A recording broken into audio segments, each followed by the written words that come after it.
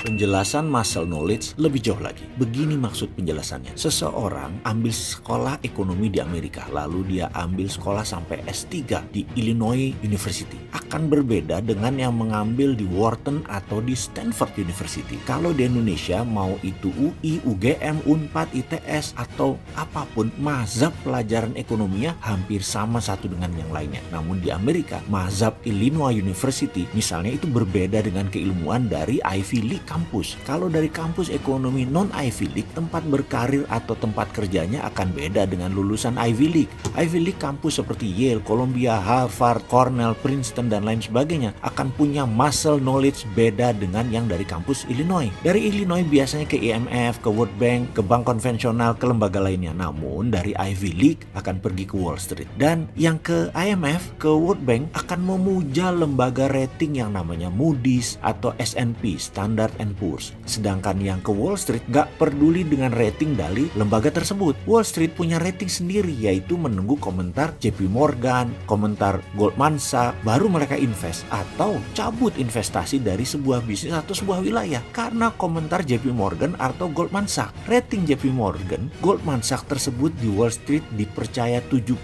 investor dunia. Kita tahu di semua negara 80% ekonominya itu dipegang swasta. Wall Street menguasai 80% ekonomi Amerika saat ini. Jadi kalau Moody's rating naik yang digadang-gadang di berita nasional, belum tentu investor datang. Itu yang membedakan adalah muscle knowledge-nya atas bisnis atau ekonomi. Tapi kalau JP Morgan bilang baik, apalagi excellent, maka dalam hitungan jam billion dollar mengalir masuk ke sebuah negara atau misalnya negara tersebut Indonesia. Dalam mengelola negara ada satu pesan penting. Hati-hati pada siapa kita bersandar atas perputaran ekonomi. Bersandar ke IMF atau ke non-IMF. Non-IMF adalah private sector. Di zaman Pak Harto kita bersandar di IGGI untuk dana Eropa. Untuk ke Jepang CGI. Dan untuk ke Amerika CSIS networknya, lembaganya, think tanknya. Setelah Indonesia disikat Amerika dengan reformasi baru, IMF masukkan kita sebagai pasien. Itu trap, itu jebakan. Dan sampai saat ini kita masih bersandar di IMF karena muscle knowledge yang mengelola negaranya hanya taunya itu, nggak ngerti ada muscle knowledge ekonomi yang lain. Jadi kalau